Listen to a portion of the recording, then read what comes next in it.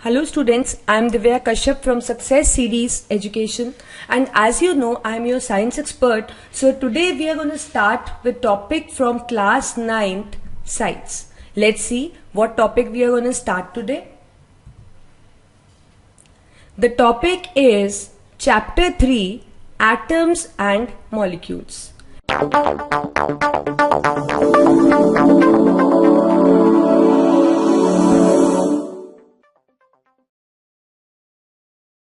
अब आप सबको पता है, हम अभी तक केमिस्ट्री, हमने 9th का जितना भी केमिस्ट्री का पार्ट किया है उसमें बार बार हमने मैटर के बारे में पढ़ा है, राइट? तो मैटर क्या होता है? हमें पता है कि जो भी चीज हमारे आसपास रखे वो स्पेस को ऑक्यूपाई करे और उसका कुछ मास हो, उसी को हम मैटर बुलाते हैं ना। Like chair, table, book, pen, हर चीज जो भी आपके आसपास है उसको रखते हैं तो वो कुछ जगह भी घेरती है और उसका कुछ मास भी होता है। तो हम कह सकते हैं ये सब मैटर का ही पार्ट है, they are all a part of matter. अब जितना भी मैटर है वो कुछ पार्टिकल से बना होता है, जैसे हमारी बॉडी सेल से बनी होती है, ऐसे ही जो मैटर है वो पार्टिकल से बना होता है। और जो सबसे छोटे पार्टिकल्स होते हैं जो मैटर को बनाते हैं, दैट आर एटम्स, ठीक है। और एटम से बड़े हमारे पास होते हैं मॉलिक्यूल्स। एटम्स और मॉलिक्यूल्स में भी बहुत डिफरेंस रहता है, तो इस चैप्टर में हम बहुत कुछ पढ़ेंगे एटम्स एंड मॉलिक्यूल्स के बारे में, कंपाउंड्स के बारे में, उनके फॉर्मूलाज के बारे में, और बहुत सारे हम कंसेप्चुअल क्वेश्चंस भी लेंगे जिसमें हम न्यूमेरिकल प्रॉब्लम्स को सॉल्व करेंगे। तो काफी इंटरेस्टिंग चैप्टर है, आपका बेस अच्छा कर सकता है ये चैप्टर केमिस्ट्री का।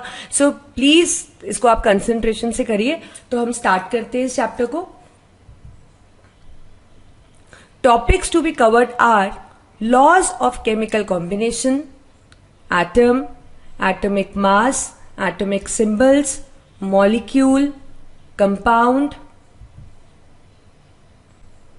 Atom, ion, valency and radicals, chemical formula, molecular mass and formula mass, mass percentage, mole concept।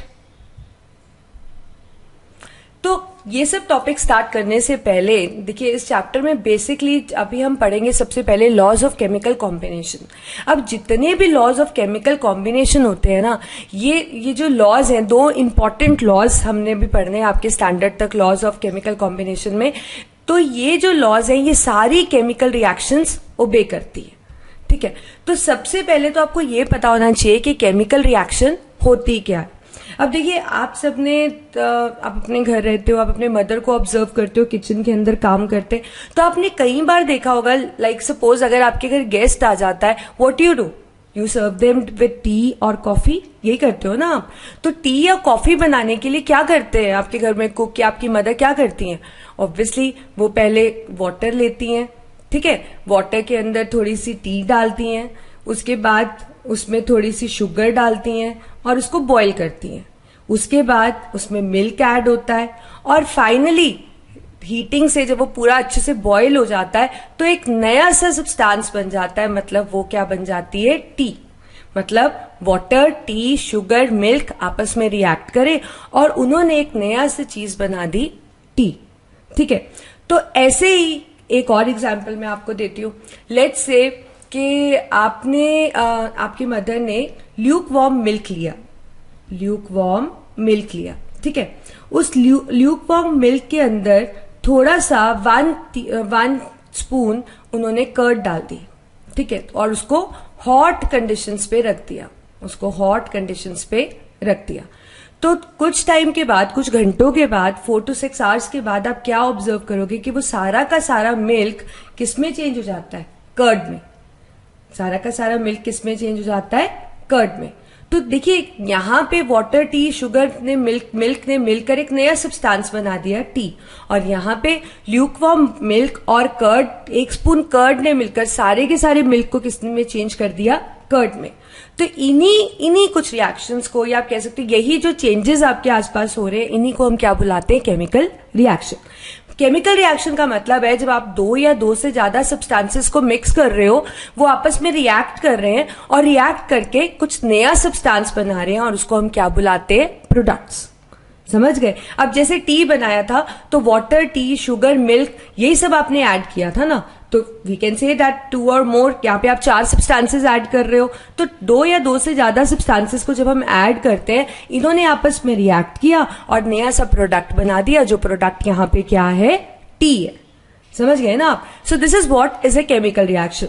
अब मैं आपको एक और एग्जांपल लेके बताती हूँ। लेट्स से यहाँ पे मेरे पास एक सब्सटेंस है ए, उसको मैं बी के साथ रिएक्ट करती हूँ और ये दोनों मिलकर एक नया सब्सटेंस बना देते हैं ए बी। ठीक है, अब जिन्होंने रिएक्ट किया उनको हम क्या बुलाते हैं? उनको हम बुलाते हैं रिएक्टेंट्स, और जो नई चीज बनी उसको हम क्या बुलाते हैं? प्रोडक्ट्स। तो रिएक्टेंट्स के अंदर, रिएक्शन के अंदर रिएक्टेंट्स रिएक्ट करते हैं, उनके पुराने बॉन्ड टूटते हैं, नए बॉन्ड उनके बीच में बनते हैं, and they give rise to products. So this is what is a chemical reaction. अब जितनी भी केमिकल रिएक्शन है वो सारी की सारी कुछ स्पेसिफिक लॉज को ओबे करती है। ठीक है, उन लॉज को हमने एक कॉमन कैटेगरी के अंदर रखा गया है कि वो लॉज को हम बुलाते हैं लॉज ऑफ केमिकल कॉम्बिनेशन। मतलब केमिकल कॉम्बिनेशन का मतलब जब केमिकल रिएक्शन होगा, जहां पे भी होगा, वहां पे ये लॉज ओबे होंगे। ठीक है, अब ये जो लॉज है केमिकल कॉम्बिनेशन के, ये लेवोसियर और जोसेफ हमारे वॉलंटियर्स हैं, जिन्होंने कुछ हमें केमिकल रिएक्शन के बारे में एक्सप्लेन करने के लिए उन अपनी ऑब्जर्वेशंस को लॉज के तरीके से हमें समझाने की कोशिश की है। तो लॉज ऑफ केमिकल कॉम्बिनेशन हमारे पास 2 तरह के हैं। एक है हमारे पास law of conservation of mass, law of conservation of mass, और दूसरा लॉ है हमारा लॉ ऑफ कांस्टेंट प्रोपोर्शन। तो ये 2 लॉज है जो हम ये लॉज ऑफ केमिकल कॉम्बिनेशन के अंडर पढ़ेंगे, law of conservation of mass and law of constant proportion. देखते हैं इन लॉज में हमें क्या समझ आया। तो लॉ ऑफ कंजर्वेशन ऑफ मास हमें ये बताता है कि जो मास है उसको ना तो हम क्रिएट कर सकते हैं, ना हम डिस्ट्रॉय कर सकते हैं किसी भी केमिकल रिएक्शन में। फॉर एग्जाम्पल, अगर मैं आपसे कहूं कि मैंने एक केमिकल रिएक्शन किया जिसके अंदर मैंने ए और बी को रिएक्ट करके ए बी बनाया, ठीक है, लेट्स से मैंने ए 4 ग्राम्स लिया और बी मैंने 6 ग्राम्स लिया, तो प्रोडक्ट में भी ए अगर मैंने 4 ग्राम्स लिया था तो प्रोडक्ट में भी ए 4 ग्राम्स ही होगा। उसका फॉर्म बदल सकता है कि यहाँ पे ये इंडिविजुअल ए की फॉर्म में था और वहां पे ये ए बी की फॉर्म में है, फॉर्म बदल सकता है, पर जितना मैंने मास उसका लिया होगा उतना ही मास रिएक्टेंट का जो रहेगा उतना ही प्रोडक्ट का रहेगा। सिमिलरली बी हमने 6 ग्राम्स लिया तो प्रोडक्ट में भी बी हमें 6 ग्राम्स ही मिलेगा। उसका रीजन ये है, मैटर या आप मास कह सकते हो, उसको ना तो हम क्रिएट कर सकते हैं अपने आप, मतलब 4 ग्राम को मैं अपने आप 10 ग्राम नहीं कर सकती हूँ, और ना ही मैं उसको डिस्ट्रॉय कर सकती हूँ, ना ही उस 4 ग्राम को मैं 0 ग्राम में कन्वर्ट कर सकती हूँ। ठीक है, तो जो मास हम लेते हैं दैट रिमेन सेम। तो इसमें कहने का मतलब है कि किसी भी केमिकल रिएक्शन में अगर रिएक्टेंट का जो मास होगा, जैसे ये टोटल रिएक्टेंट को अगर हम प्लस करें तो मास कितना आ रहा है, 10 ग्राम्स ना, तो प्रोडक्ट में भी जो मास रहेगा वो सेम ही रहेगा, दैट इज 10 ग्राम्स। मतलब कोई भी केमिकल रिएक्शन होती है तो जो मास ऑफ प्रोडक्ट्स होता है that is equal to mass of reactant. ये एक ऐसा लॉ है जो सारी की सारी केमिकल रिएक्शंस ओबे करती है, क्योंकि मास को ना हम क्रिएट कर सकते हैं ना ही हम मास को डिस्ट्रॉय कर सकते हैं। एक और एग्जाम्पल करते हैं। लेट्स से यहाँ पे ए और बी को छोड़कर हमने एक प्रॉपर एग्जाम्पल लिया है जिसके अंदर हाइड्रोजन गैस ऑक्सीजन गैस के साथ रिएक्ट करके वाटर बना रही है। अब आप देखिए, हाइड्रोजन गैस के आगे मैंने 2 लगाया है, वाटर के आगे भी 2 लिखा हुआ है। इन 2 का मतलब है 2 मोल्स। इन 2 का मतलब क्या होता है, 2 मोल्स। तो मैं यहाँ पे बोल सकती हूँ 2 moles of hydrogen gas react with, यहाँ पे कुछ नहीं लिखा हुआ, तो 1 mole of oxygen gas to produce 2 moles of water, क्योंकि वाटर के आगे भी 2 लिखा है। ठीक है, अब इस 2 का मतलब कैसे होता है, देखिए मैं आपको समझाती हूँ। लेट्स से यहाँ पे H लिखा है और यहाँ पे 2 लिखा है आगे, तो इसका मतलब है जब भी ये जो हाइड्रोजन है ये अकेला एलिमेंटल फॉर्म में लिखा होगा, जैसे एक आप दोबारा देखिए, अगर मैं सिर्फ ऐसे H लिख देती हूँ और यहाँ पे कुछ नहीं लिखा हुआ, ना ही इसके पाव में कुछ लिखा हुआ है, तो इसका मतलब ये एटम है। ठीक है, अगर मैं इसके नीचे इसके पाव में 2, 3, 4 कुछ भी लिख देती हूँ, दैट मीन्स ये बन जाता है मॉलिक्यूल। अब ये कितने एटम या कितने मॉलिक्यूल है वो हमें यहां से पता लगता है। अब यहां पे तो कुछ नहीं लिखा हुआ ना, लेकिन H2 लिखा हुआ है। H2 का मतलब ये क्या है? मॉलिक्यूल। यहां पे कुछ नहीं लिखा हुआ, इसका मतलब 1 हुआ, तो ये 1 मॉलिक्यूल है हाइड्रोजन गैस का। अब लेट्स से मैं यहां पे 2 लिख देती हूं, तो H2 का मतलब क्या हुआ? ये एक मॉलिक्यूल है। कितने मॉलिक्यूल्स हैं? 2 लिखा हुआ है ना आगे, तो ये 2 मॉलिक्यूल्स है हाइड्रोजन गैस के। समझे आप? सिमिलरली अगर मैं आपको यहां पे O लिख देती हूं, तो that means this is an oxygen atom. And how many? Only 1, because nothing is written in front. अगर मैं यहाँ पे 2 लिख देती हूँ और यहाँ की इसके पाँव में कुछ नहीं लिखती, then again these are oxygen atom, but how many? 2। समझे आप एटम और मॉलिक्यूल का फर्क कैसे पता लगता है? तो इस एग्जाम्पल को देखते हैं हम दोबारा।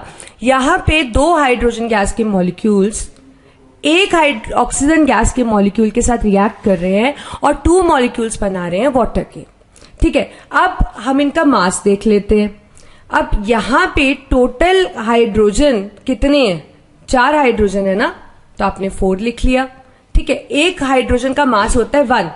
देखिए मैं आपको दोबारा से लिख के बताती हूँ।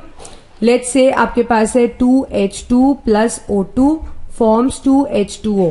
ठीक है, यहां पे हमें मासेस होते हैं, एक हाइड्रोजन का मास होता है 1, एक ऑक्सीजन का मास होता है 16। ये आपको गिवन होता है, पर आपको थोड़ा बहुत आइडिया भी रखना होता है। इनको एटॉमिक मासेस कहते हैं, अभी हम पढ़ेंगे भी आगे इनके बारे में। तो अब हम देखते हैं इस रिएक्शन में रिएक्टेंट्स में हाइड्रोजन कितने हैं। 2 मॉलिक्यूल्स है हाइड्रोजन गैस के, तो एटम्स कितने हुए? 2 इंटू 2 4 एटम्स हुए। एक एटम के हाइड्रोजन का मास है 1, तो 4 एटम्स का मास कितना हो गया? 4। तो यहां पे हमारे पास मास आ गया 4। अब यहां पे एक ऑक्सीजन मॉलिक्यूल है और हमारे पास ऑक्सीजन एटम का मास है। एक एटम में कितने मॉलिक्यूल हैं? 2। तो इसका मतलब यहां पे ऑक्सीजन का मास है 2 इंटू 16, दैट इज 32 ग्राम्स।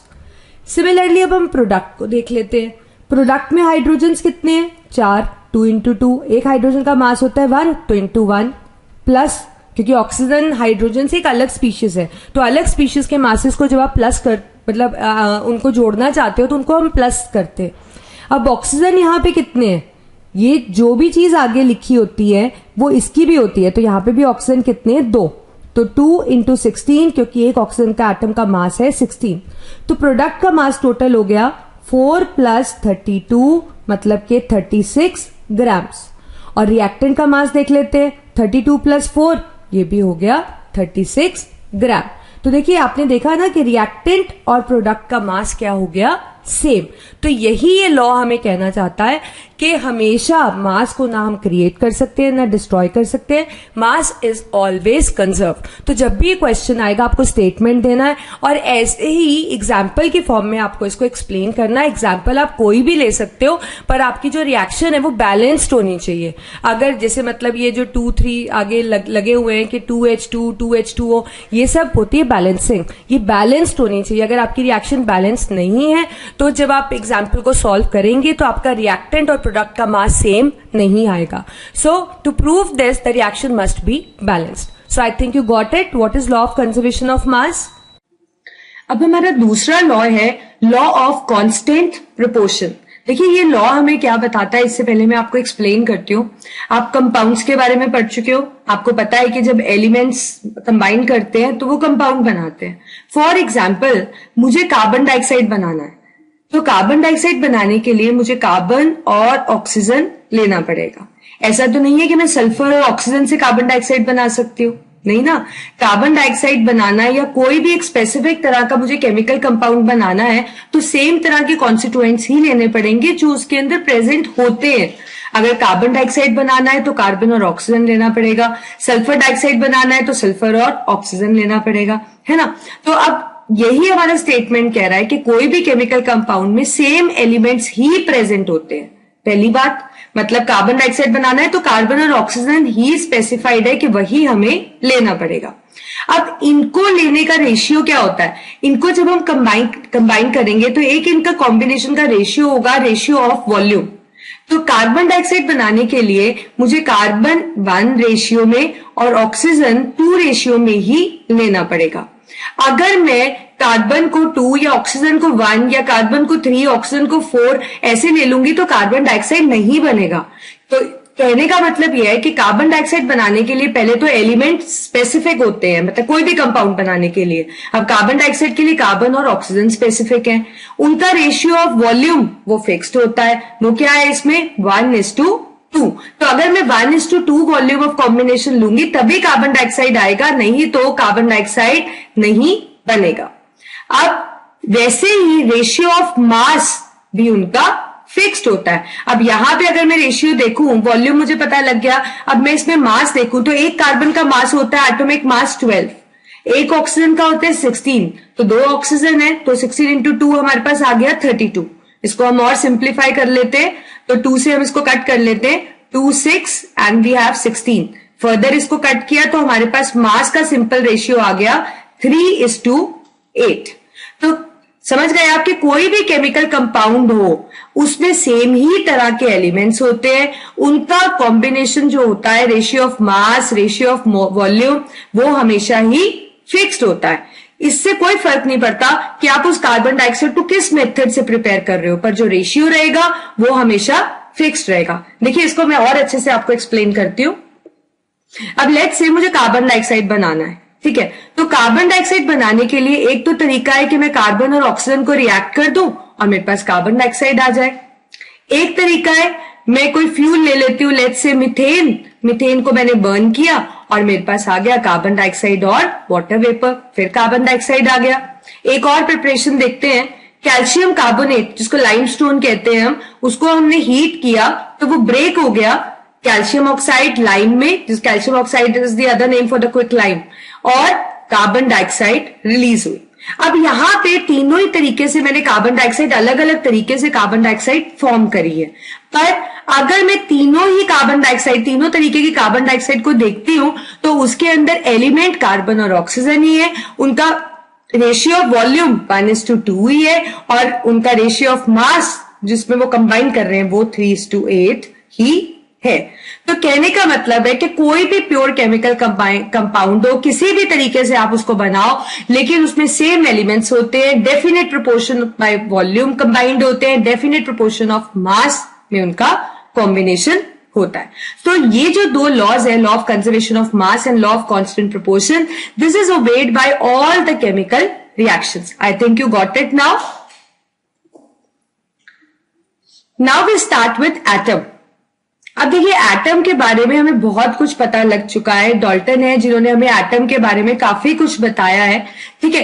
तो जो एटम है, एटम एलिमेंट का स्मॉलेस्ट पार्टिकल होता है। एटम क्या होता है? एलिमेंट का स्मॉलेस्ट पार्टिकल होता है। मतलब जैसे कि हमने अभी उसमें is matter around us pure में भी पढ़ा था कि हमारे पास प्योर सब्सटेंस होते हैं और हमारे पास इम्प्योर सब्सटेंस होते हैं। प्योर सब्सटेंस में हमारे पास आ गए थे एलिमेंट और कंपाउंड, और इम्प्योर सब्सटेंस में हमने पढ़ा था मिक्सचर्स, जिसके अंदर हमने सॉल्यूशंस के बारे में भी पढ़ा था। अब जो एलिमेंट है वो प्योर फॉर्म है मैटर की, किससे बनी हुई है? छोटे छोटे पार्टिकल से बनी हुई है। उन पार्टिकल्स को हम क्या बुलाते हैं? उन पार्टिकल्स को हम एटम बुलाते हैं। अब ये पार्टिकल्स इंडिपेंडेंटली एग्जिस्ट कर भी सकते हैं और इंडिपेंडेंटली एग्जिस्ट नहीं भी कर सकते। फॉर एग्जाम्पल हमारे पास एक एलिमेंट है, लेट्स से हीलियम या नियॉन या आर्गन, ये सब इनर्ट गैसेस है। ये helium, neon, argon, krypton, xenon, these are all rare और इनर्ट गैसेस, इनको हम बोलते हैं। और ये जो एटम्स है ये इंडिपेंडेंटली एग्जिस्ट करते हैं, इनको किसी के साथ रिएक्ट करने की जरूरत नहीं होती, ठीक है। इनका इंडिपेंडेंट एग्जिस्टेंस है। ऐसे ही कोई और एटम की हम बात करते हैं तो उनका इंडिपेंडेंट एग्जिस्टेंस नहीं भी हो सकता। जैसे सल्फर एक एलिमेंट है, उसके अंदर बहुत से एटम्स होते हैं, वो इंडिपेंडेंटली एग्जिस्ट नहीं कर सकते। एक सल्फर में, जो एक सल्फर का मॉलिक्यूल है, उसमें 8 सल्फर के एटम इकट्ठे जुड़कर ही एग्जिस्ट करते हैं। तो कहने का मतलब है कि एलिमेंट का छोटा पार्टिकल है एटम। एटम अकेला एग्जिस्ट कर भी सकता है और इंडिपेंडेंट एग्जिस्टेंस नहीं भी हो सकती। ये जो फिगर ली गई है ये एटम के स्ट्रक्चर की फिगर है, जो आप और अच्छे से समझ पाओगे जब आप हमारा वीडियो एटॉमिक स्ट्रक्चर का देखोगे कि एटम के अंदर कौन कौन से पार्टिकल्स होते हैं और किस तरह से अरेंज्ड होते हैं। पर यहां तक के लिए आपको सिर्फ इतना जानना है, एलिमेंट बना है पार्टिकल से, छोटे पार्टिकल्स को एटम बोलते हैं। दे मे और मे नॉट एग्जिस्ट इंडिपेंडेंटली। अब जो एटम है वो बहुत बहुत छोटे हैं साइज में, इतने छोटे हैं कि उनको हम नैनोमीटर यूनिट में मेजर करते हैं। आपको पता है 1 नैनोमीटर में 10⁻⁻⁹ मीटर होता है, इतना छोटा यूनिट होता है नैनोमीटर साइज देने के लिए। अब अगर हम सारे एटम्स को कंपेयर करते हैं तो हाइड्रोजन एटम सबसे ज्यादा छोटा है साइज में, उसका साइज सिर्फ और सिर्फ 10⁻⁻10 नैनोमीटर है। So atoms are very very small. That is why they are very difficult to isolate them. जो एटम्स हैं उनको रिप्रेजेंट करने का एक पर्टिकुलर तरीका है। एटम्स को हम सिंबल से रिप्रेजेंट करते हैं और ये सिंबल्स हमें किसने दिए? बेजिलियस ने। Berzelius is a volunteer who gave actually the symbols to represent atoms. For example, अगर मुझे लिथियम एटम को रिप्रेजेंट करना है तो लिथियम का सिंबल है Li। अगर मुझे सोडियम को रिप्रेजेंट करना है, सोडियम का सिंबल है Na। ऐसे ही अगर मुझे पोटेशियम को रिप्रेजेंट करना है तो पोटेशियम का सिंबल है हमारे पास K। सिमिलरली अगर मुझे हाइड्रोजन को रिप्रेजेंट करना है तो हाइड्रोजन का सिंबल है H। अब आप सोच रहे होंगे लिथियम का Li 2 लेटर्स हो गए, सोडियम का Na बड़ा ही अजीब सा सिंबल है, पता नहीं कहां से Na आ गया, 2 लेटर्स भी है और सोडियम में तो N आ भी नहीं रहा कहीं। हाइड्रोजन का तो चलो जस्टिफाइड है, आप समझ सकते हो कि H, hydrogen starts with H तो सिंबल H बन गया। पोटेशियम का फिर अलग सा सिंबल K, कहां से आ गया? पोटेशियम के नाम में तो कहीं K आ भी नहीं रहा। तो ये कुछ सर्टेन सेट ऑफ रूल्स हैं जिनको फॉलो करा जाता है और इसी अकॉर्डिंग जो हमारा आईयूपैक है उन्होंने सिंबल्स असाइन किए हैं एटम्स को। अब देखिए आईयूपैक जो है एक ऑर्गेनाइजेशन है जिन्होंने कुछ ऐसे सिंबल्स दिए जो कि वर्ल्ड वाइड एक्सेप्टेड है। मतलब अगर मैं हाइड्रोजन का सिंबल इंडिया के अंदर H ले रही हूं तो अमेरिका के अंदर भी हाइड्रोजन का सिंबल H ही लिया जा रहा है। कहने का मतलब कि IUPAC is an International Union of Pure and Applied Chemistry which actually assign the names symbols to the substances which are accepted world wide. इन्होंने ही एलिमेंट्स के नाम को अप्रूव किया। आप एलिमेंट्स के नाम बोलो, आप एटम के नाम बोलो, एक ही बात है क्योंकि एलिमेंट एटम से ही बना हुआ है। ठीक है, ऐसा तो नहीं है कि एलिमेंट का नाम सोडियम होगा और उसके एटम का नाम कुछ और होगा। अगर एलिमेंट सोडियम है तो उसके एटम का नाम भी सोडियम ही होगा। अब देखिए इनके जो सिंबल्स है उनको किसी स्पेसिफिक तरीका बताया गया कि वो सिंबल्स किस तरह से बनाए गए।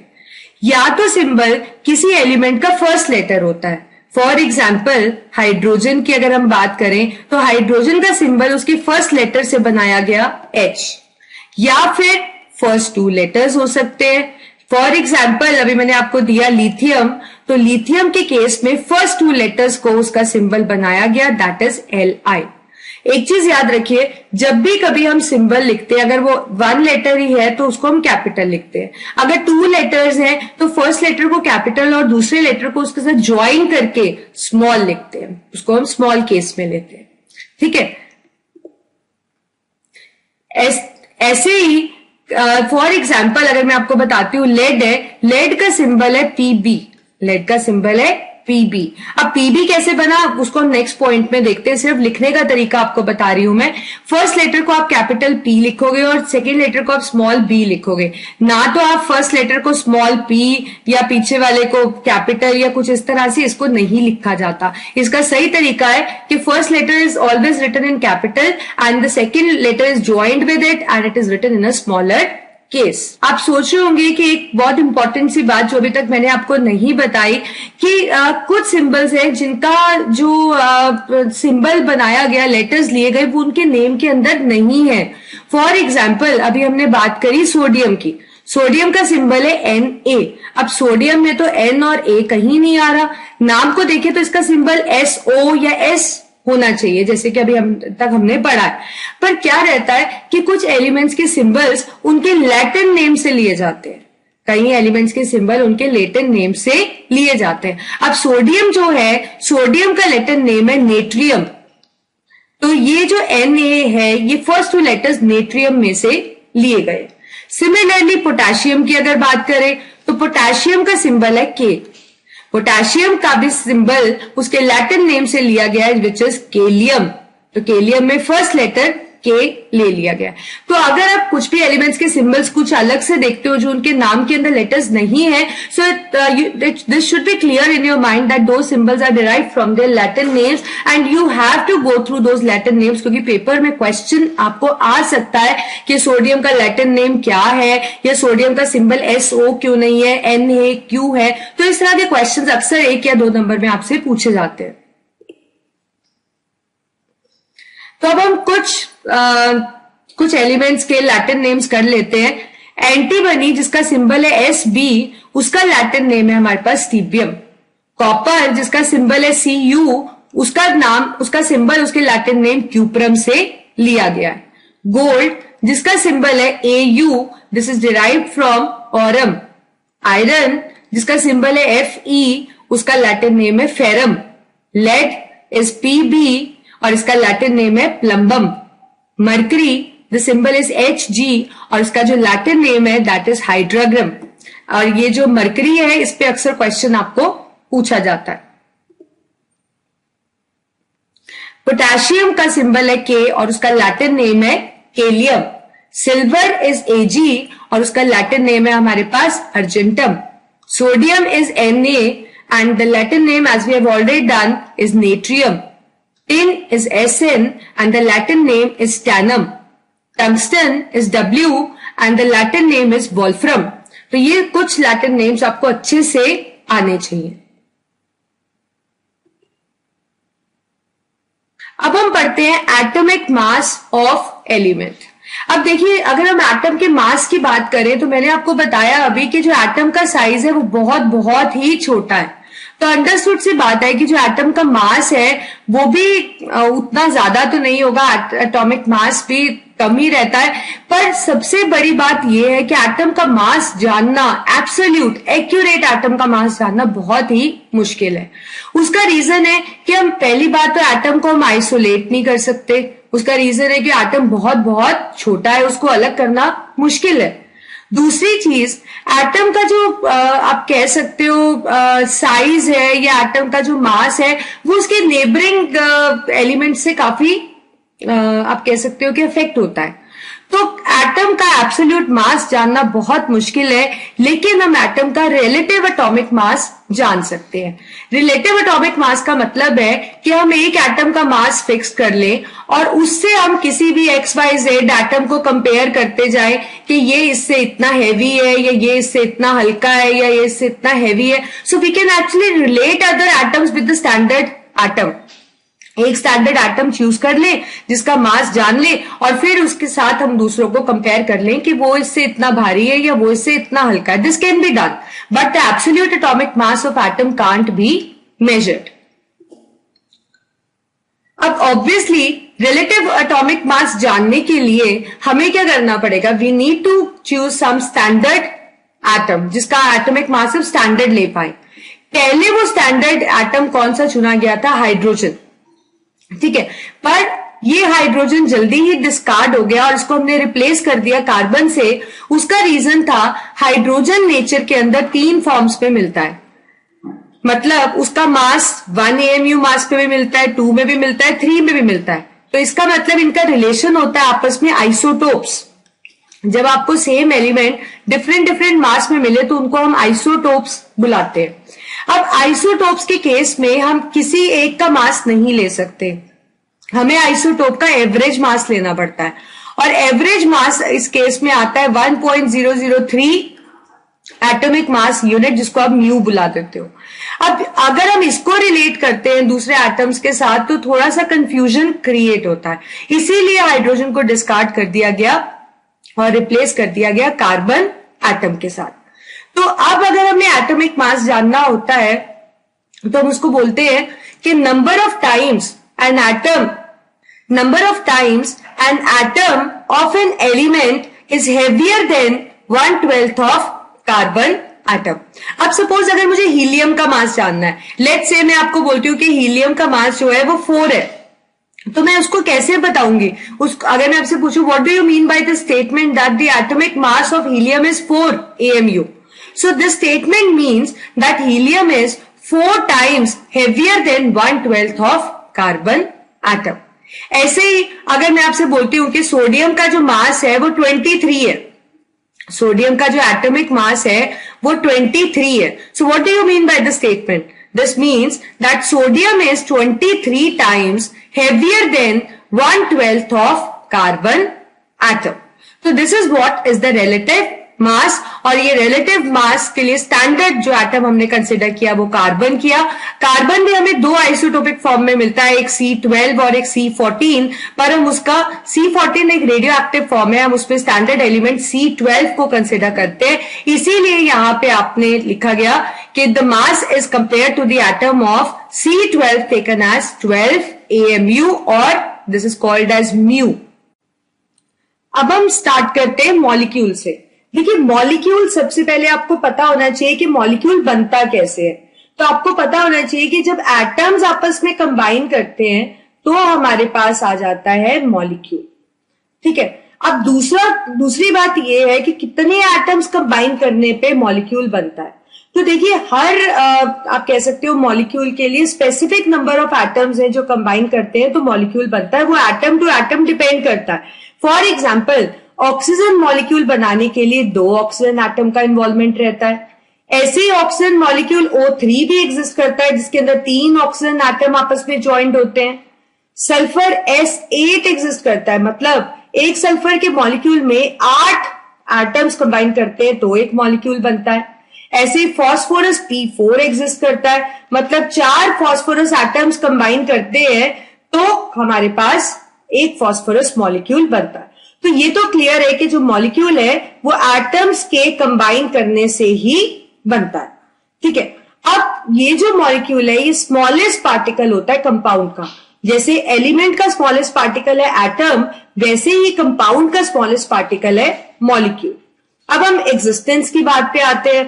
देखिए मॉलिक्यूल की इंडिपेंडेंट एग्जिस्टेंस है और ये हमेशा इंडिपेंडेंटली एग्जिस्ट कर पाता है। जैसे कि एटम तो मे बी इंडिपेंडेंटली एग्जिस्ट करे या ना करे, लेकिन मॉलिक्यूल हमेशा इंडिपेंडेंटली एग्जिस्ट कर पाता है। अब देखिए एग्जांपल, यहाँ पे आपके पास ऑक्सीजन मॉलिक्यूल है O2, कितने एटम्स दिख रहे हैं इसके अंदर? आपको 2 ऑक्सीजन के एटम्स दिख रहे हैं ना, तो इस मॉलिक्यूल को हम डाई एटॉमिक मॉलिक्यूल कह सकते हैं, मतलब ऐसा मॉलिक्यूल जो 2 एटम्स के कंबाइन करने से बना है। ऐसे try atomic molecules like O3, अब देखिए इसमें 3 ऑक्सीजन के एटम्स है तो इसलिए इसको हमने ट्राई एटॉमिक एटम कहा क्योंकि यहां पे 3 ऑक्सीजन के एटम्स का इन्वॉल्वमेंट है। इसी प्रॉपर्टी को हम क्या बुलाते हैं? एटोमिसिटी, मतलब किसी मॉलिक्यूल के अंदर कितने एटम्स कंबाइन हो रहे हैं कंपाउंड बनाने के लिए, उसको हम क्या बुलाते हैं? एटोमिसिटी। अब हो सकता है कुछ एलिमेंट्स का एग्जिस्टेंस ऐसा हो कि वो मोनोएटॉमिक हो, उनके एटम्स को कंबाइन करना ही ना पड़ता हो। लाइक मैंने आपको बताया था हमारे पास इनर्ट गैसेस है, helium, neon, argon, krypton, xenon, इनको किसी के साथ कंबाइन नहीं करना पड़ता, दे एग्जिस्ट एज मोनोएटॉमिक। कुछ हमारे पास डायएटॉमिक है, मतलब जिसके अंदर 2 एटम्स मिलते हैं और फिर मॉलिक्यूल बनता है, जैसे O2, Cl2, आपके पास हो गया F2, Br2, H2, ये सब डायएटॉमिक है, 2 एटम्स मिलकर एक मॉलिक्यूल बनाते हैं। अब कुछ एलिमेंट्स होते हैं जो ट्राइएटॉमिक होते हैं, मतलब उसमें 3 एटम्स कंबाइन करते हैं, लाइक ओजोन हमने अभी डिस्कस किया O3। पॉलीएटॉमिक में 4 या 4 से ऊपर वाले एटम्स जब भी कंबाइन करके मॉलिक्यूल बनाते हैं वो सब उस कैटेगरी के अंदर फॉल कर जाते हैं। For example phosphorus exist as P4, तो ये हो गया टेट्रा एटॉमिक क्योंकि यहाँ पे 4 एटम्स आपस में जुड़े हुए हैं तो इसको हमने टेट्रा एटॉमिक कह दिया। सल्फर में S8, it is called as octa atomic, तो इनको हम टेट्रा एटॉमिक, ऑक्टा एटॉमिक भी कह सकते हैं और इनको जनरली हम पॉली एटॉमिक भी कह सकते हैं कि इसमें poly means many atoms join to form a molecule. अब कंपाउंड्स हम ऑलरेडी पढ़ चुके हैं is matter around us pure वाले चैप्टर में कि जब डिफरेंट एलिमेंट्स कंबाइन करते हैं एक फिक्स रेशियो ऑफ वॉल्यूम और मास में तो वो मिलके बनाते हैं कंपाउंड। फॉर एग्जाम्पल अभी हमने किया था कि लेट्स से हमें कंपाउंड चाहिए कार्बन डाइऑक्साइड, तो कार्बन और ऑक्सीजन स्पेसिफिक तरह के एलिमेंट्स होते हैं जो स्पेसिफिक कंपाउंड बनाते हैं, और यहां पे इनका ratio of combination of volume क्या रहता है 1:2, और इनका जो मास का रेशियो है वो भी फिक्स रहता है, that is 3:8. So compounds are formed when the atoms of different elements they combine in definite proportion of mass and volume, they form compounds like we have taken the example. तो जो molecules होते हैं उनको represent करने का तरीका होता है मॉलिक्यूलर फॉर्मूला। अब जैसे कार्बन डाइऑक्साइड है उसको मैं ऐसे कार्बन पूरा लिखकर डाइऑक्साइड लिखने की बजाय केमिस्ट्री की जो लैंग्वेज होती है उसके अंदर हम केमिकल फॉर्मूलाज मॉलिक्यूलर फॉर्मूलाज का यूज करते हैं, उसको हम बेटर समझते हैं लिखना CO2 better than writing than carbon dioxide. तो हम कह सकते हैं कि हर कंपाउंड का मॉलिक्यूलर फॉर्मूला होता है और वो कुछ बहुत कॉम्प्लेक्स नहीं है, it is just a symbolic representation of the molecule. Like if I need to write hydrogen sulfide, I will write as H2S. If I need to write zinc sulfate, it is written as ZnSO4. If I need to write, let's say, carbonic acid, I'll write H2CO3. Sulfuric acid as H2SO4. Hydrogen chloride as HCl. So that means all the compounds, they are written by the molecular formulas. अब देखिए ये कैसे पता लगता है कि molecular formulas कैसे बनेंगे, तो उन मॉलिक्यूलर फॉर्मूलाज को बनाने के लिए हमें वैलेंसीज रेडिकल्स इन सब के बारे में पढ़ना पड़ता है। हम सब पढ़ेंगे, सीक्वेंस में चलते हैं आगे। अब रेडिकल्स वैलेंसीज पढ़ने से पहले हम एटम और आयन का डिफरेंस जानते हैं, ठीक है। देखिए एटम जो होता है वो एक स्मॉलेस्ट पार्टिकल है एलिमेंट का, आपको पता है। अब एक एटम जो होता है उसके अंदर जैसे कि आप ये स्ट्रक्चर देख रहे हो 3 तरह के पार्टिकल्स होते हैं, positively charge particles, negatively charge particles और न्यूट्रल पार्टिकल्स। तो एटम के अंदर पॉजिटिव, नेगेटिव और न्यूट्रल पार्टिकल्स होते हैं। पॉजिटिव पार्टिकल्स को हम प्रोटॉन्स बुलाते हैं, नेगेटिव पार्टिकल्स को हम इलेक्ट्रॉन्स बुलाते हैं और न्यूट्रल पार्टिकल्स को हम न्यूट्रॉन्स बुलाते हैं, जो अभी हम डिटेल स्ट्रक्चर ऑफ एटम वाले चैप्टर में पढ़ेंगे। तो अभी आप यहां पे पॉजिटिव नेगेटिव पार्टिकल्स भी बुला सकते हो। It is better to call them as positive negative in spite of calling them with protons and electrons, क्योंकि अभी आपको उसके बारे में कुछ भी नहीं पता, ठीक है। तो I call those particles as positive, negative and neutral particles. तो ये 3 तरह के पार्टिकल्स एटम को बना रहे हैं। अब एक जो एटम होता है, कोई भी एटम ले लो आप, वो हमेशा न्यूट्रल होता है। क्यों? क्योंकि उसमें जितने पॉजिटिव पार्टिकल्स होते हैं उतने ही नंबर रहता है नेगेटिव पार्टिकल्स का। तो ओवरऑल एटम क्या है? न्यूट्रल। उसके ऊपर कोई तरह का किसी तरह का चार्ज प्रेजेंट नहीं होता क्योंकि वो न्यूट्रल होता है। अब किसी कारण से अगर उसमें पॉजिटिव पार्टिकल का नंबर इंक्रीज कर जाए या नेगेटिव पार्टिकल का नंबर इंक्रीज कर जाए या किसी एक का डिक्रीज या एक का इंक्रीज कर जाए, तो एटम जो है एटम न्यूट्रल नहीं रहता। एटम न्यूट्रल नहीं रहता क्योंकि उसमें पॉजिटिव पार्टिकल्स और नेगेटिव पार्टिकल्स का नंबर इक्वल नहीं रहता। तो एटम के ऊपर चार्ज आ जाता है, वो चार्ज पॉजिटिव भी हो सकता है, वो चार्ज नेगेटिव भी हो सकता है। तो जब भी एटम के ऊपर चार्ज आ जाए, चाहे पॉजिटिव चाहे negative, then it is called as ion. तो आप समझे एटम और आयन का बेसिक डिफरेंस है। एटम पे कोई चार्ज नहीं है, एटम न्यूट्रल है, पॉजिटिव पार्टिकल्स नेगेटिव पार्टिकल्स की इक्वल है। बट आयन के अंदर एटम के ऊपर चार्ज हो जाता है। Charge atom is itself called as ion because उसके अंदर पॉजिटिव और नेगेटिव पार्टिकल्स का नंबर सेम नहीं रहता। अब वो नंबर सेम क्यों नहीं रहता? क्योंकि वो नेगेटिव पार्टिकल्स या तो ले लेते हैं बाहर से या नेगेटिव पार्टिकल्स दे देते हैं। और ऐसा वो क्यों करते हैं? स्टेबल होने के लिए। इसको और अच्छे से आप स्ट्रक्चर ऑफ एटम वाले चैप्टर में जान पाओगे। तो अभी के लिए आपको सिर्फ इतना समझना है कि एटम पे चार्ज आ जाए तो आयन बोलते हैं। अब चार्ज कैसे पता लगता है पॉजिटिव चार्ज या नेगेटिव चार्ज होगा? जोन से तरह के पार्टिकल्स उसमें ज्यादा होंगे वही चार्ज होगा। अगर पॉजिटिव पार्टिकल ज्यादा है तो पॉजिटिव चार्ज होगा, नेगेटिव ज्यादा है तो नेगेटिव होगा। अब लेट्स से 2 पॉजिटिव ज्यादा है तो चार्ज भी 2 पॉजिटिव होगा, 2 नेगेटिव ज्यादा है तो चार्ज भी 2 नेगेटिव होगा। अब ऐसे ही हमारे पास है आयन। तो आपको मैं बता चुकी हूँ एटम जिसके ऊपर चार्ज होता है उसको हम क्या बुलाते हैं, आयन। अब एटम्स पे चार्ज दो तरह का होता है, या तो negative, this is not oxygen, this is an atom. मैंने ये जो सर्कल की फॉर्म में एटम बनाया है, अब एटम पे नेगेटिव चार्ज हो तो उसको हम एनायन बुलाते हैं, एटम पे पॉजिटिव चार्ज हो तो उसको हम केटायन बुलाते हैं। अब एनायन कैसे बनता है? नेगेटिव चार्ज का मतलब इसमें नेगेटिव पार्टिकल्स ज्यादा है और पॉजिटिव पार्टिकल्स कम है। पॉजिटिव चार्ज का मतलब पॉजिटिव पार्टिकल्स ज्यादा है और नेगेटिव पार्टिकल्स कम है। अब ये ऐसा क्यों हुआ, नेगेटिव पार्टिकल्स ज्यादा क्यों हुए? क्योंकि इसने बाहर से नेगेटिव पार्टिकल्स गेन कर लिए। जितने नेगेटिव पार्टिकल्स गेन किए यहां पे उतना ही नेगेटिव चार्ज आ जाएगा।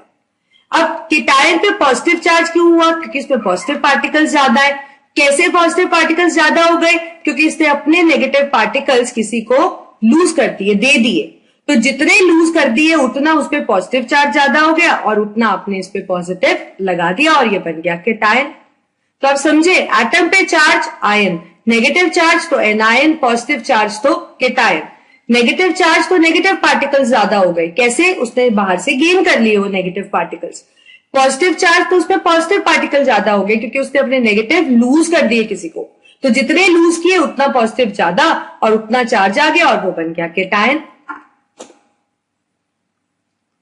तो केटायन को आप बुला सकते हो कि पॉजिटिवली चार्ज आयंस होते हैं कि किसी भी एटम पे पॉजिटिव चार्ज आ जाए तो वो बन जाता है केटायन, और ये नेगेटिव पार्टिकल्स लूज करने से बनता है। नेगेटिव पार्टिकल्स को इलेक्ट्रॉन्स भी बताया ना मैंने आपको कि बोल सकते हैं, तो they always lose electrons, that is the reason इनके अंदर इलेक्ट्रॉन्स एक एटम से कम हो जाते हैं। नहीं तो नॉर्मली एटम में जितने नेगेटिव है उतने ही पॉजिटिव है ना। अब अगर ये लूज कर देंगे, लेट्स से यहाँ पे 16 नेगेटिव थे और 16 ही पॉजिटिव थे, अगर इसने एक लूज कर दिया तो नेगेटिव रह गए 15 और पॉजिटिव रह गए 16। क्या चीज ज्यादा हो गई? पॉजिटिव चार्ज ना।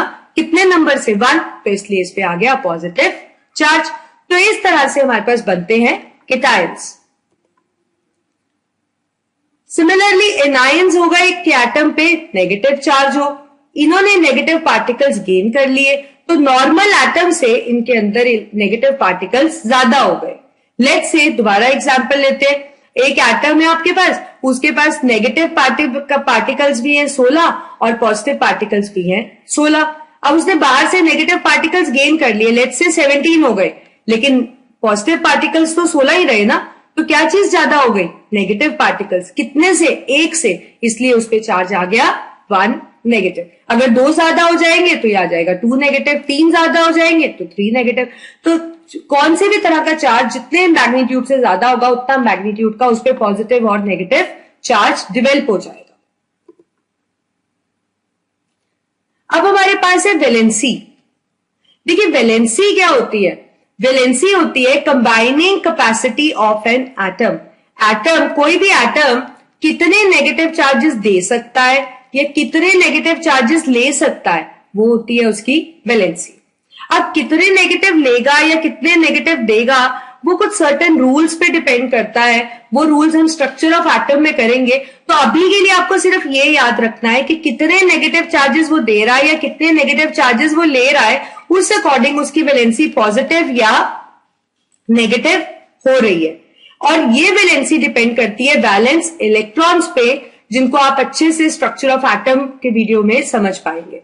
तो अभी के लिए लेट्स से अगर मैं लिख देती हूँ सोडियम की वैलेंसी है Na पॉजिटिव, तो आपको समझ जाना है पॉजिटिव का मतलब इसके पास पॉजिटिव पार्टिकल ज्यादा है, और कितने से ज्यादा है? 1 नंबर से ज्यादा है, क्योंकि किसी के आगे कुछ नहीं लिखा होता है तो 1 ही होता है ना। तो इसकी वैलेंसी हुई +1।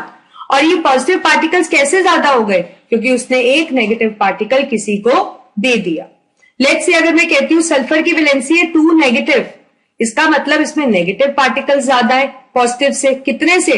2 नेगेटिव पार्टिकल ज्यादा है, क्योंकि इसने बाहर से नेगेटिव पार्टिकल्स गेन कर लिए। तो यहां पे आप वैलेंसी को सिर्फ इतना ही समझो, कितना पॉजिटिव कितना नेगेटिव, और उसने वो गेन करा है या लूज किया है, ये चीज आपको क्लियर होनी चाहिए। बाकी डिटेल में आप इसको स्ट्रक्चर ऑफ एटम में हम इसको और अच्छे से समझाएंगे ये चैप्टर करने के बाद जब आप स्ट्रक्चर ऑफ एटम करोगे तो आपको वैलेंसी का इशू बिल्कुल क्लियर हो जाएगा। लेकिन इस चैप्टर के लिए आपको जैसे कि अभी हमने स्ट्रक्चर ऑफ एटम नहीं किया तो हमें वैलेंसी को यहाँ पे अच्छे से लर्न करना पड़ेगा। लेकिन जब आप स्ट्रक्चर ऑफ एटम कर लोगे तो आप किसी की वैलेंसी भी फाइंड आउट खुद कर पाओगे, आपको लर्न नहीं करना पड़ेगा उसको। अब कुछ एलिमेंट्स ऐसे हैं जिनकी वैलेंसी क्या है, फिक्स्ड, और कुछ एलिमेंट्स ऐसे हैं जिनकी वैलेंसी एक से ज्यादा है। फॉर एग्जाम्पल आयरन, आपको पता है आयरन की वैलेंसी 2 पॉजिटिव भी है और 3 पॉजिटिव भी है। सिमिलरली कॉपर की वैलेंसी 1 पॉजिटिव भी है और 2 पॉजिटिव भी है। ऐसे ही हमारे पास आ जाता है लेड की वैलेंसी 2 पॉजिटिव भी है और 4 पॉजिटिव भी है। तो कहने का मतलब है कि वैलेंसी एक भी हो सकती है, फिक्स भी हो सकती है और वैलेंसी चेंज भी हो सकती है। जो छोटी वैलेंसी वाला होगा उसके नाम के पीछे हम ऐड करते हैं सफिक्स OUS, और जो बड़ी वैलेंसी वाला होता है उसके नाम के पीछे लगा होता है इक। जैसे अगर मैं आपसे कहूं फेरस, तो आपको फेरस से समझ जाना है, FER का मतलब फेरस का मतलब ये फेरम से रिलेट हो रहा है, मतलब ये आयरन की बात हो रही है। अस का मतलब आयरन की छोटी वैलेंसी की बात हो रही है, दैट इज 2 पॉजिटिव। अगर मैं आपसे बोलूं फेरिक, अगर मैं आपसे बोलती हूं फेरिक का मतलब भी क्या है, फेरिक का मतलब भी है Fe, लेकिन IC का मतलब है यहाँ पे आयरन की बड़ी वैलेंसी मतलब 3 पॉजिटिव की बात हो रही है। सिमिलरली क्यूप्रस, क्यूप्रिक, प्लम्बिक, इस तरह से अस और एक लगाकर आप पहचान पाते हो नाम से ही कि वैलेंसी कौन सी यूज हुई है। अब रेडिकल्स हम किसे बुलाते हैं? देखिए जो वैलेंसी होती है उसमें तो एक ही एलिमेंट होता है और उसके ऊपर चार्ज होता है, Na पॉजिटिव कह लो, Cl negative, O2 negative, F negative, Ba positive, 2 positive, इस तरह से। लेकिन रेडिकल्स किसको कहते हैं? रेडिकल्स मतलब जब एक एटम के अलावा इसमें कोई और भी एटम हो और उस पर चार्ज भी हो। फॉर एग्जाम्पल कार्बोनेट, देखिए कार्बोनेट एक रेडिकल है और इसको लिखने का तरीका क्या है, CO3, और इसको बोलेंगे 2 नेगेटिव, 2 माइनस नहीं 2 नेगेटिव बोलते हैं इसको। अब देखिए ये एक रेडिकल है, इसके अंदर और इसके अंदर क्या डिफरेंस है? C4 पॉजिटिव या C4 नेगेटिव और CO3 2 नेगेटिव में क्या फर्क देख पा रहे हो आप? इसमें सिर्फ कार्बन है, इसमें कार्बन के अलावा ऑक्सीजन भी प्रेजेंट है और चार्ज भी है, चार्ज इस पे भी है। तो रेडिकल का मतलब है जहां पे ग्रुप ऑफ एटम्स आ जाएंगे और उस पे चार्ज भी होगा और वो पॉलीएटॉमिक आयन बन जाएगा और इसको हम बुलाएंगे radical. For example we have nitrate, nitrate हमारे पास होता है NO3 नेगेटिव। ये अलग अलग तरह के आपके पास एटम्स आ गए ना और चार्ज भी है। सिमिलरली नाइट्राइट NO2 नेगेटिव, हमारे पास होता है sulphate SO4 2 negative, sulphide SO3 2 negative, bisulphate HSO4 negative. तो इस तरह से बहुत से रेडिकल्स हैं जिनको आपको अच्छे से लर्न करना है, तभी आप मॉलिक्यूलर फॉर्मूलाज बना पाएंगे। तो chemical formula is actually a symbolic representation of compound, और केमिकल फॉर्मूला लिखने से पहले हमें वैलेंसीज और रेडिकल्स अच्छे से लर्न करने हैं। Let's say we have hydrogen, इसका फॉर्मूला क्या है H पॉजिटिव और इस पे चार्ज क्या है +1। Sodium is Na positive, ammonium is NH4 positive, chloride is Cl negative, hydroxide is OH negative, chlorate is ClO3 negative, bicarbonate is HCO3 negative, bisulphate is HSO4 negative, permanganate is MnO4 positive, barium is Ba2 positive, magnesium is Mg2 positive, cupric is Cu2 positive, ferrous is Fe2 positive, aluminium is Al3 positive, antimony is Sb3 positive, boron is B3 positive, ferric is Fe3 positive, phosphate is PO4 3 negative. Let's make a few chemical formulas. तो देखिए आप कैसे बनाएंगे chemical formulas. For example मैं आपसे बोलती हूँ कि I need a formula for sodium oxide, ठीक है। तो आपको सोडियम ऑक्साइड का जब फॉर्मूला बनाना है तो आपको पता है सोडियम का सिंबल क्या होता है Na, आप उसका सिंबल लिख लीजिए, ऊपर उसकी वैलेंसी डाल दीजिए। ऑक्साइड मतलब ऑक्सीजन, और ऑक्सीजन की वैलेंसी कितनी होती है 2 नेगेटिव। ये आप पहले से ऑलरेडी लर्न आपको होना चाहिए।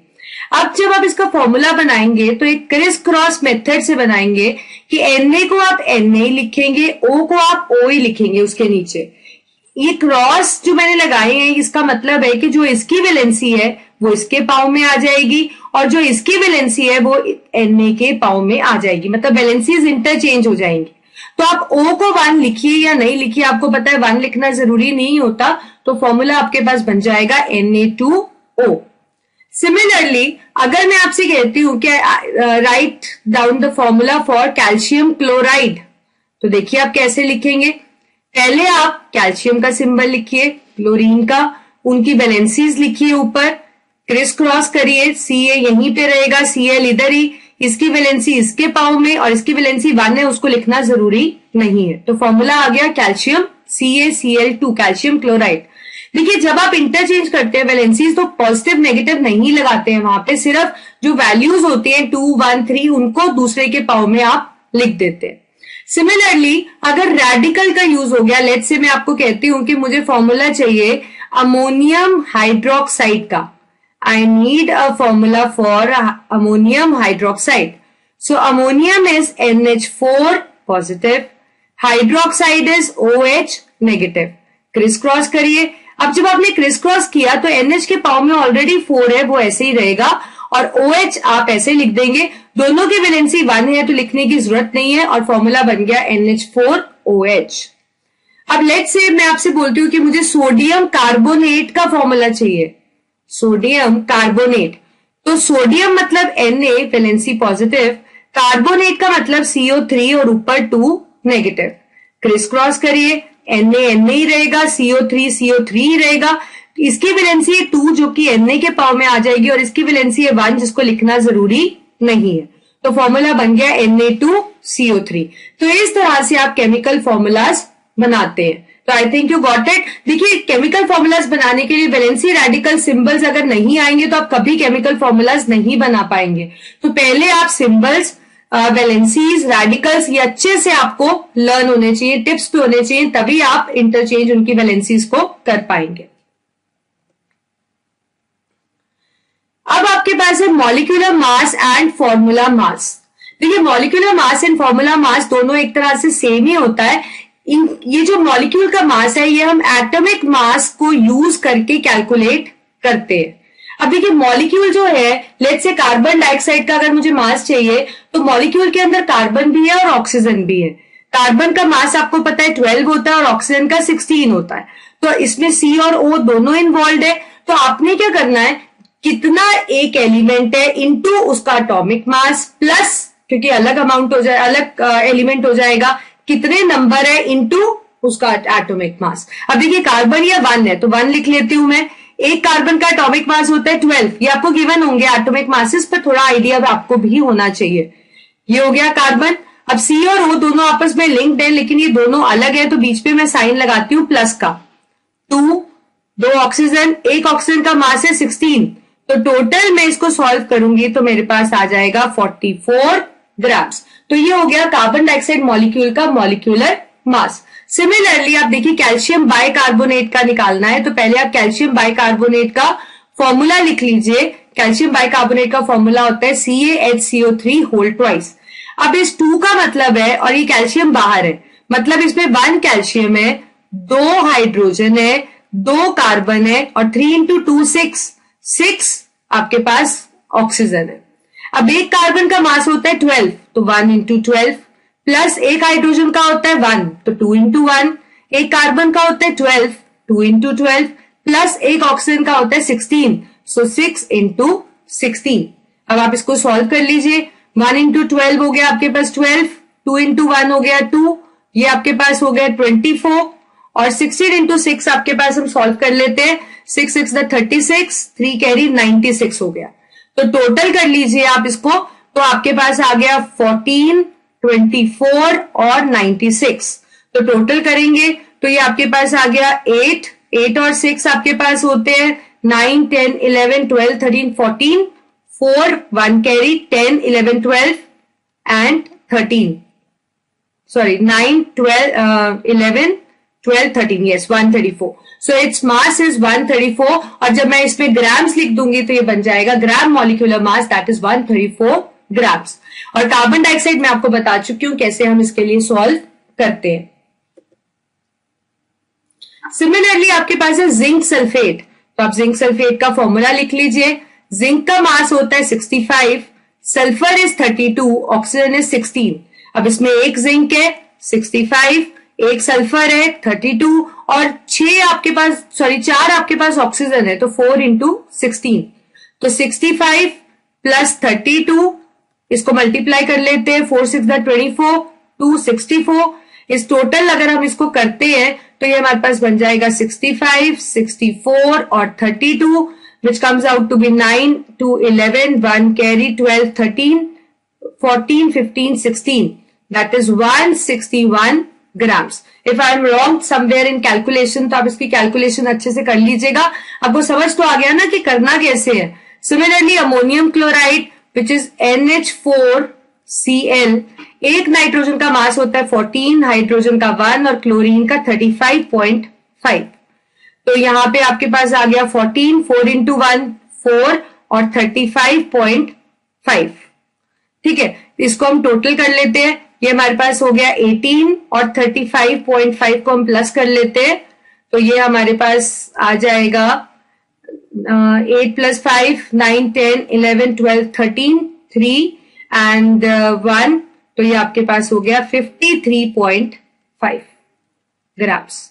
तो इस तरह से आप मॉलिक्यूलर मास सॉल्व करेंगे, उसी को आप फॉर्मूला मास कहते हैं। अब हमारे पास है mass percentage of elements in a compound. देखिए मास परसेंटेज बिल्कुल उस तरह से निकाली जाती है जैसे कि अगर आपका रिपोर्ट कार्ड आता है उसमें आपके English, Hindi, math, social, Sanskrit सबके मार्क्स होते हैं, है ना। तो सबके मार्क्स, लेट से जो भी मार्क्स आपके आते हैं इसके अंदर, तो एक आपका टोटल बन जाता है। तो अगर आपसे कोई कहे कि इंग्लिश की परसेंटेज कितनी रही है, आपको इंग्लिश के मार्क्स से कितना आपकी परसेंटेज में वेटेज बना, तो आप कैसे निकालते हो? इंग्लिश के marks divided by total marks into 100। Similarly compound में जब बहुत सारे एलिमेंट्स होते हैं, आपको पता है जैसे कि CaCl2 कुछ भी है तो इसमें कैल्शियम भी है, क्लोरीन भी है, तो किसी भी एलिमेंट का कितना कंट्रीब्यूशन है मास में इस पूरे के मॉलिक्यूल के कंपाउंड के, वो आप निकाल सकते हो। जिसका मास निकालना है उसका मास आप ऊपर रखो, मास ऑफ दैट एलिमेंट जिसका आपको सॉल्व करना है, डिवाइडेड बाय टोटल मास, मतलब मॉलिक्यूलर मास इस पूरे का, इनटू 100। अब सपोज अगर मैं आपको कैल्शियम का निकालने को बोलूं तो ऊपर मैं कैल्शियम का मास रखूंगी, नीचे मैं टोटल कैल्शियम क्लोराइड का मास रखूंगी और इनटू 100 कर दूंगी, तो मेरे पास आ जाएगा मास परसेंटेज। क्वेश्चन करते हैं इस पे। Calculate the mass percentage of copper in copper sulphate. अब देखिए जो कॉपर सल्फेट है दैट इज CuSO4, कॉपर का मास होता है हमारे पास 64, सल्फर होता है 32 और ऑक्सीजन होता है 16। ठीक है, अब मास परसेंटेज में आपको कॉपर का मास चाहिए तो ऊपर आप लिखेंगे मास ऑफ कॉपर डिवाइडेड आप टोटल मॉलिक्यूलर मास लेंगे कॉपर सल्फेट का और इनटू 100। अब कॉपर सल्फेट में एक ही कॉपर है और एक कॉपर का मास होता है 64, तो ऊपर आप लिखेंगे 64 डिवाइडेड बाय मॉलिक्यूलर मास, जो कि हम सॉल्व कर लेते हैं इसका। CuSO4 में Cu 64 प्लस 32 प्लस 4 इंटू 16। ठीक है, इसको आप सॉल्व करेंगे तो इन दोनों को अगर हम ऐड करते हैं तो ये हमारे पास बन जाएगा 96 प्लस 4 इंटू 16 करते हैं तो it comes out to be 4 6 24 4 64। इसको हम ऐड कर लेते हैं, it comes out to be 10 और ये आपके पास हो गया 16, तो मतलब 160 इसका मास है। 160 इंटू 100, तो इसको आप सॉल्व कर लीजिए। जैसे 2 5 था 2 8, आपको पता ही है किस तरह से हम करते हैं। अब 8 8 था आपके पास क्या होता है, 8 8 64 होता है, तो ये कट गया, तो ये आपके पास कितना आ गया 40%। तो इसमें कॉपर का जो मास है जो कॉपर सल्फेट में कंट्रीब्यूट कर रहा है that is 40% is the mass percentage.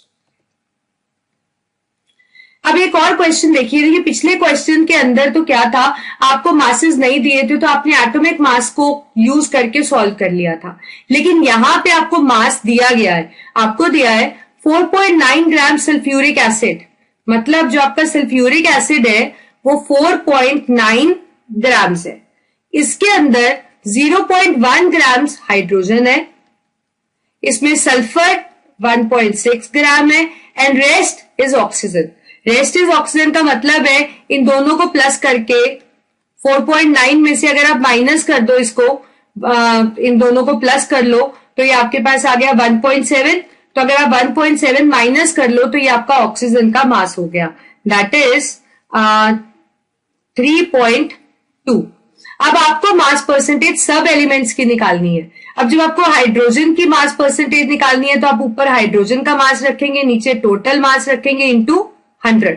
अब हाइड्रोजन का मास कितना है 0.1, तो ये आ गया आपके पास 0.1। टोटल मास है आपके पास 4.9 इंटू 100, तो ये आपका आंसर हाइड्रोजन का मास परसेंटेज आपके पास निकल जाएगा। सिमिलरली सल्फर का चाहिए तो सल्फर का मास रखिए, divided by total mass sulphuric acid का 4.9 इंटू 100, इसको सॉल्व करेंगे तो आपके पास सल्फर का आ जाएगा। ठीक है, अब ऑक्सीजन का चाहिए तो ऑक्सीजन का मास लिखिए 3.2 divided by total mass into 100, so this gives you mass percentage of oxygen. तो आप समझ आ गए कि किस तरह से अपनी कैलकुलेशंस को सॉल्व करना है और मास परसेंटेज निकालना है। जिसका मास परसेंटेज निकालना है उसको ऊपर divided by total mass into 100। अब देखिए मोल का मतलब क्या होता है। जैसे फॉर एग्जाम्पल मार्केट के अंदर जाते हैं, आप बोलते हैं मुझे 1 डजन बनाना चाहिए, इसका मतलब क्या होता है कि आपको जो ग्रोसर होता है वो 12 बनानास दे देता है, कि डजन का मतलब था 12। ऐसे ही अगर हम कहते हैं फोर्टनाइटली, इसका मतलब क्या होता है 14। अगर आप कहते हो वीकली का मतलब क्या होता है 7। तो इसका मतलब कुछ नंबर्स होते हैं, कुछ क्वांटिटीज होती हैं जो नंबर को स्पेसिफाई करती हैं। सिमिलरली अगर हम मोल की बात करते हैं तो मोल का मतलब क्या होता है 6.022, मैं यहां लिख देती हूँ 6.022 इंटू 10⁻23 पार्टिकल्स। अगर मैं आपसे बोलती हूं 1 मोल ऑफ एटम, इसका मतलब इसमें कितने एटम्स है, इसका मतलब इसमें इतने एटम्स है। अगर मैं आपसे बोलती हूं 1 मोल ऑफ आयन, इसका मतलब उसमें कितने आयन्स है, उसके अंदर इतने आयन्स है। तो मतलब जहां पे भी मोल वर्ड यूज होगा उसका मतलब होगा 6.022 इंटू 10⁻23। इसी को हम एवोगैड्रोस नंबर भी बुलाते हैं। अब देखिए मोल कंसेप्ट करने से पहले कुछ मैं आपको फॉर्मूलाज बताऊंगी जिनको आपको हेल्पफुल रहेंगे। अगर आपको कभी भी किसी का मोल फाइंड करना है तो उसका फॉर्मूला होता है कि गिवन मास ओवर एटॉमिक मास। ठीक है, अगर वो एटम है, अगर वो मॉलिक्यूल है तो ये फॉर्मूला सेम रहता है, बस एटॉमिक मास को आप किससे रिप्लेस कर देते हो, मॉलिक्यूलर मास से। हो सकता है क्वेश्चन में आपको मास पूछा हो, ये गिवन मास, तो ये तो इजी है कि आप मोल और एटॉमिक मास को मल्टीप्लाई कर देंगे। अगर मॉलिक्यूल है तो मोल और मॉलिक्यूलर मास को आप मल्टीप्लाई कर देंगे। हो सकता है आपसे पूछा जाए calculate the number of atoms या नंबर ऑफ मॉलिक्यूल्स या नंबर ऑफ आयंस। तो जब भी कोई क्वेश्चन ऐसा हो जिसमें नंबर आपको फाइंड करना हो किसी चीज का, तो उसमें आप क्या करते हो, पहले मोल फाइंड करते हो और उसको अवोगैड्रो नंबर दैट इज 6.022 इंटू 10⁻23 से आप उसको मल्टीप्लाई कर देते हो। तो ये एक फॉर्मूला रहता है। सिमिलरली हो सकता है कि आपसे क्वेश्चन हो कि विच हैज मोर एटम्स, किसके अंदर मोर नंबर ऑफ एटम्स है, तो आप इस तरह से भी फाइंड कर सकते हो। नहीं तो एक सिंपल तरीका है, कंपैरिजन वाले क्वेश्चन में आप मोल फाइंड कर लो, जिसके मोल्स ज्यादा होंगे उसके अंदर एटम्स ऑटोमेटिकली ज्यादा होंगे। अब देखिए क्वेश्चन यहाँ पे कन्वर्ट इनटू मोल्स, आपको मोल्स में कन्वर्ट करना है। पहला ऑप्शन है आपके पास 12 ग्राम ऑफ ऑक्सीजन एटम, तो यहां पे आपका गिवन मास कितना है 12 ग्राम्स। एटॉमिक मास, एटम है तो एटॉमिक मास लोगे, एक ऑक्सीजन एटम का एटॉमिक मास होता है 16, तो मोल कितने हुए आपके पास, given mass over atomic mass. इसको सॉल्व कर लेते हैं, 2 6 द 12, 2 8 द 16, 2 3 द 6, 2 4 द 8, तो आपके पास मोल कितने आ गए 3/4 मोल। सिमिलरली यह ऑक्सीजन गैस है, मतलब यह मॉलिक्यूल है, तो गिवन मास तो आपके पास 12 ही है, तो आपको मोल जब फाइंड करने होंगे तो आप इसमें given mass over molecular mass which is 16 into 2 क्या बन गया 32, इसको काट लीजिए, 2 6 the 12, 2 16 the 32, 2 3 the 6, again 2 8 the 16, तो आपके पास क्या आ गया आंसर 3/8 मोल। तो इस तरह से आप मोल्स फाइंड कर सकते हैं। अब अगला क्वेश्चन है which has more atoms 100 grams of sodium और 100 ग्राम्स ऑफ आयरन। मैंने आपसे बताया था जहां पे भी number of atoms, number of molecules या आयंस का क्वेश्चन होता है वहां पे हम मोल को अवोगाड्रो नंबर से मल्टीप्लाई कर देते हैं। अब कंपैरिजन का क्वेश्चन है तो आप सिर्फ मोल फाइंड कर सकते हो, जिसके मोल ज्यादा होंगे उसके अंदर एटम्स भी ज्यादा होंगे। तो सोडियम की बात करें तो 100 ग्राम्स गिवन मास है और एटॉमिक मास है 23, सो दैट मीन्स 100/23। और यहां पे आपके पास आयरन के केस में 100/56, तो आप दोनों को डिवाइड कर लीजिए, जिसको डिवाइड करके आंसर मोल्स जिसके ज्यादा आएंगे उसका उतना ही उसके अंदर नंबर ऑफ एटम्स ज्यादा होंगे। जैसे अगर सोडियम के केस में डिवाइड करते हैं तो आपके पास आंसर आएगा 4.3 मोल्स, और यही अगर आप आयरन के केस में डिवाइड करते हो 100/56 करके तो आपके पास आंसर आएगा 1.7। तो यहां सोडियम के मोल्स ज्यादा है तो इसलिए नंबर ऑफ एटम्स भी सोडियम के अंदर ज्यादा है। अगला क्वेश्चन है आपको मास फाइंड करना है, मोल्स दिए हुए हैं और यहां ऑक्सीजन एटम है। आपको पता है मोल का फॉर्मूला क्या होता है, गिवन मास ओवर एटॉमिक मास। तो मोल आपके पास है 0.2, गिवन मास आपको फाइंड करना है let's say x, atomic mass oxygen का होता है 16, तो आपके पास हो गया x is equal to 16 into 0.2, इसको आप काट लीजिए तो आपके पास आ गया ये 32/10 which comes out to be 3.2 grams. ऐसे ही यहां आपको वाटर मॉलिक्यूल्स लेने हैं तो वाटर का मॉलिक्यूलर मास यूज करना पड़ेगा विच इज 18, आप निकाल लेंगे ना 2 + 16 करके।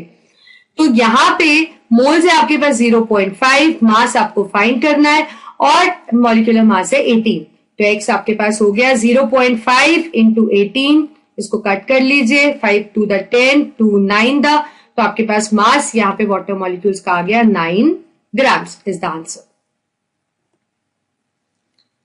अगला क्वेश्चन है आपको नंबर ऑफ एटम्स फाइंड करने हैं और आपको मास दिया हुआ है। देखिए आयरन आर्टिकल है, आयरन का एटॉमिक मास होता है 56। नंबर ऑफ एटम्स फाइंड करने का फॉर्मूला मैंने आपको बताया था, मोल निकाल के अवोगाड्रो नंबर से मल्टीप्लाई करना। तो मोल कैसे निकालोगे आप, गिवन मास ओवर एटॉमिक मास, और अवोगाड्रो नंबर आपके पास हो जाएगा 6.022 इंटू 10⁻23। इसको आप सॉल्व कर लीजिए, आपके पास नंबर ऑफ एटम्स आ जाएंगे। तो इसको सॉल्व कर लेते हैं।